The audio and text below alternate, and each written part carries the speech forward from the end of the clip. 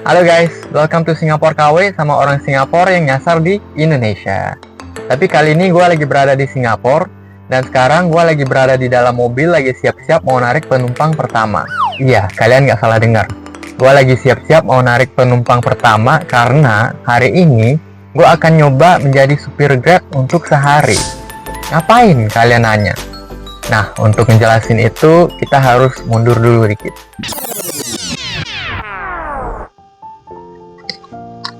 Oke, gue sebenarnya penasaran sama satu hal sih guys. Gue dari dulu tuh sering mendengar rumor kalau gaji supir Grab dan taksi itu gede di sini. Dan kalian kalau pernah naik Grab car di sini, kalian juga pasti pernah notice juga. Supirnya pakai HP canggih-canggih, mahal-mahal. Ini sering banget gue lihat. Samsung Fold kebanyakan, iPhone Pro Max juga ada. Bahkan kadang dua-duanya dipunya. Nah, terus gue juga pernah baca artikel, ada beberapa orang habis lulus kuliah milih buat jadi supir Grab full time daripada cari kerja kantoran. Milih. Emang berapa sih gajinya? Katanya bisa 4 sampai 5 ribuan dolar. Sebagai perbandingan, gaji pekerja kantor buat fresh grad ya, itu kisaran 3 ribuan dolar, 3.500, sekitar segitulah ya. Jadi kalau bisa 4-5 ribu dolar sebenarnya gede sih, gede banget sih. Kayaknya gue harus coba sendiri biar tahu. Ya deh. Oke, gue akan nyobain demi edukasi dan juga demi informasi buat kalian. Oke, gue nggak akan terlalu ngerekam proses pendaftarannya karena ya kurang lebih umum lah ya. Tapi gue jelasin aja sekilas. Jadi ada 2 SIM yang kita harus punya. Yang pertama SIM mobil pastinya, dan yang kedua SIM Grab juga. Ini dua-duanya gue udah punya. SIM Grab-nya itu kita harus ikut kelas dan ujian, tapi cuma seharian. Itu gue pernah ambil dulu iseng pas lagi zaman kuliah. Jadi ya udah beres itu. Nah, setelah itu kita harus daftar account di Grab-nya sendiri, di websitenya Grab, www.grab.com.sg ya, atau apalah gitu websitenya Grab, pokoknya ya umum lah ya. Nah, terus terakhir dan tentunya kita harus punya mobil, bisa pakai mobil sendiri atau bisa sewa juga. Nah, kali ini gue akan pinjam teman karena untuk mobil yang bisa dipakai buat Grab itu ada stiker birunya, dan kebetulan mobil teman gue udah ada, jadi ya pas. Itu aja sih, nggak terlalu complicated gimana-gimana. Jadi ya, besok kita bisa langsung gas. Oke, ini gue udah siap. Jujur agak deg-degan, tapi yuk kita langsung nyalain aplikasi aja. Dan kita lihat butuh waktu berapa lama untuk order pertama, penumpang pertama masuk. Sekarang jam 10.39.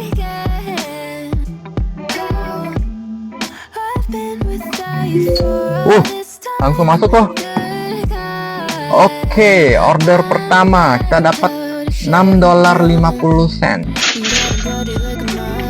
Oke, sesuai peraturan Grab, gua harus matiin rekaman ketika ada penumpang di dalam mobil. Jadi kita ketemu lagi nanti ya. See you later.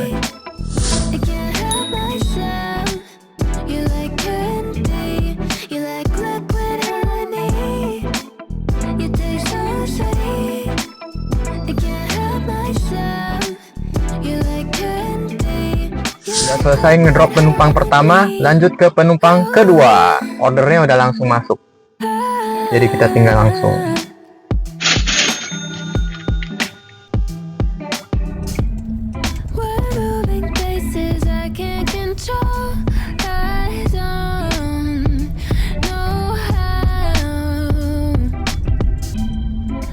be with Penumpang 2 udah, lanjut ke penumpang ketiga. Ini kita lagi nunggu. Kira-kira bisa dapat berapa ya sehari ya? 20 ada kali ya? Gua rencana akan nyetir. Udah masuk penumpang ketiga.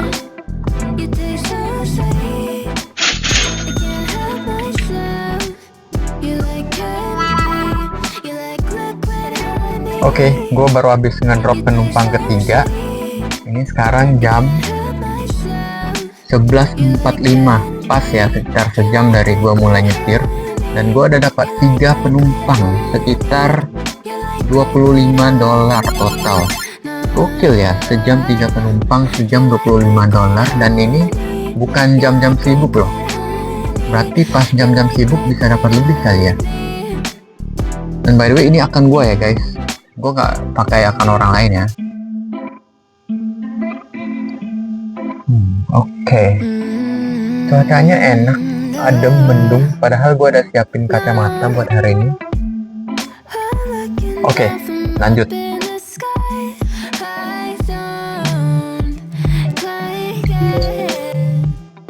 Menurut informasi yang gue baca online, aturan umumnya buat para driver itu mereka harus bisa nutup biaya sewa mobil dalam 2-3 jam pertama nyetir. Dari yang gue cek, biaya sewa per hari untuk satu shift nyetir itu sekitar $50. Kebiasaannya di sini, kalau kalian nyewa mobil, biasanya satu mobil di-sharing antara 2 driver. Satu shift pagi, satu shift malam, biar lebih hemat biaya. Ini kayaknya gue ada setengah jalan nih. Soalnya gue dapat $25 di jam pertama. Kita lihat aja, apakah gue bisa konsisten dan tembus $50 di jam kedua?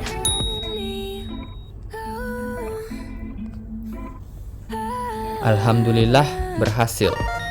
Gue dapat $28 lebih di jam kedua dan totalnya sudah mencapai hampir $54. Sekarang udah jam makan siang dan perut gue udah lapar. Kebetulan drop off terakhir gue dekat rumah.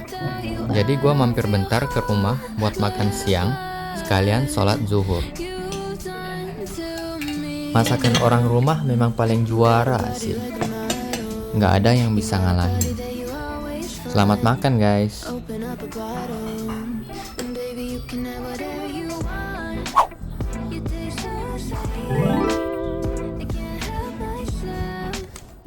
Oke, perut gua udah kenyang, udah sholat juga, udah enak. Sekarang jam 2, gua akan nyetir sampai jam 7 lah ya. Jadi ada 5 jam lagi. Yuk, kita lanjut. Semangat.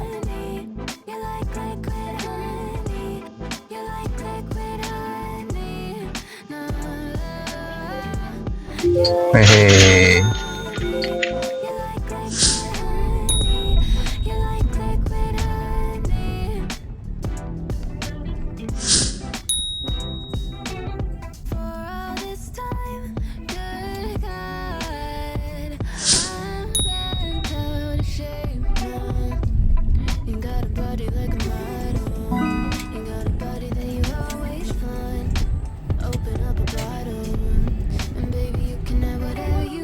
Alhamdulillah, karena tadi kita lagi di daerah pusat kota, gue mutusin buat sholat asar di Masjid Sultan, masjid paling ikonik di Singapura.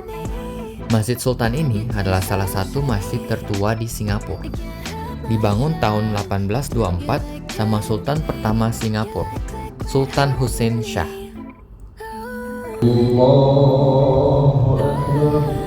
Pas banget, masih keburu ikut asar berjemaah.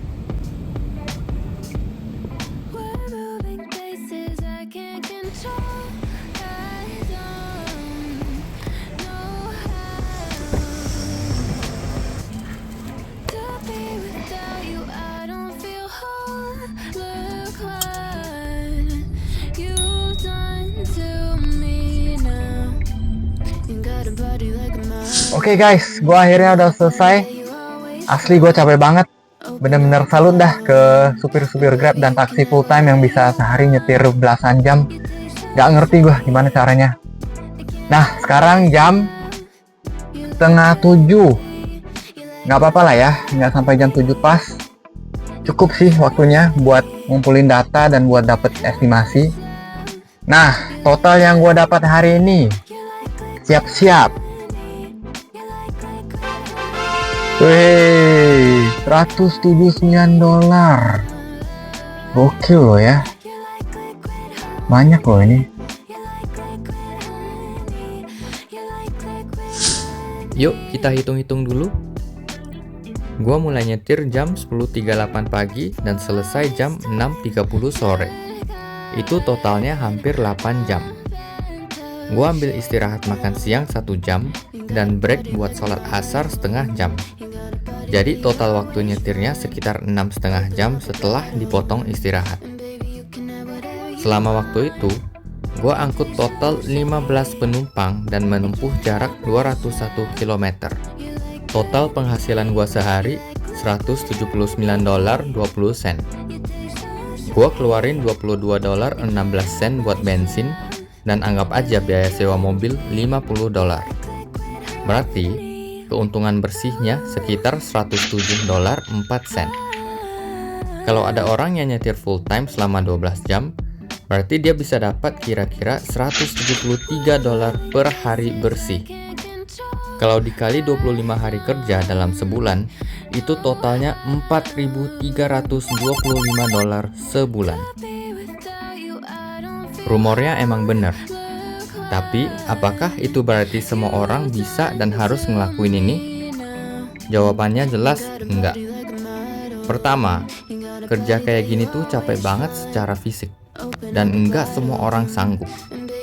Kedua, walaupun bisa dapat duit yang lumayan apalagi buat fresh grad, tapi enggak ada jenjang karirnya.